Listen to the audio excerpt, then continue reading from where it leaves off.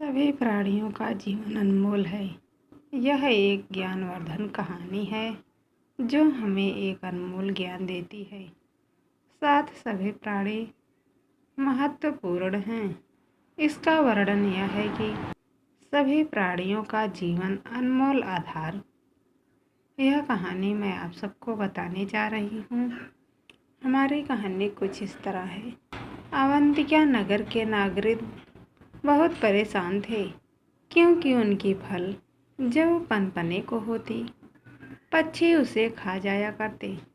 फसल बचाने के लिए उन्होंने सोचा कि ऐसी कोई नियुक्त निकालने जानी चाहिए जिससे यह व्यर्थ का काम भार कम हो जाए। इस हेतु नगर की प्रजा राजा के पास गई। यह सुनकर राजा को बहुत क्रोध आया। समस्या की गंभीरता को समझते हुए राजा ने सैनिकों को आदेश दिया कि नगर के सारे पक्षियों को मार दिया जाए। सैनिकों ने आदेश माना और नगर के सभी पक्षियों को मार दिया। सभी नागरिक खुश हो गए और खेती की नई तैयारी में जुट गए।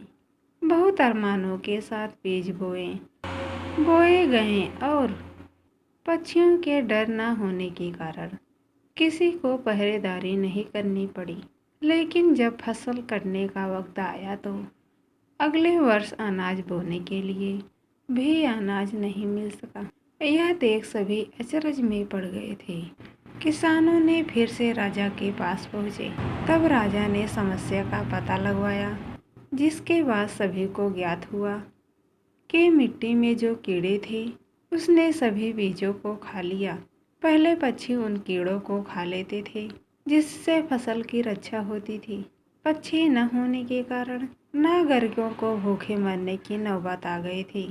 यह जानकर सभी नागरिक वासियां एवं राजा को अपनी भूल का एहसास हुआ। समस्या के समाधान के लिए सभी नगरवासियों ने पक्षी पाले। साथ ही पास के नगर से पक्षी लाए गए। तब कहीं जाकर कुछ वर्षों के नगर की व्यवस्था में सुधार आया। इससे सभी को ज्ञान मिला कि पृथ्वी पर सभी प्राणियों को विशेष महत्व है। सभी जीवन के लिए एक दूसरे पर निर्भर करता है।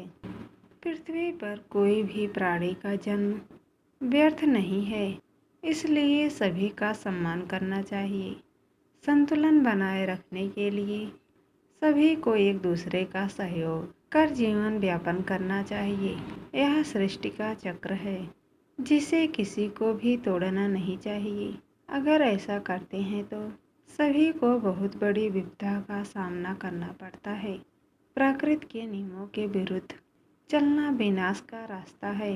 दोस्तों, मेरी चैनल को अच्छी लगी तो चैनल को सब्सक्राइब कर देना, बेल आइकन पर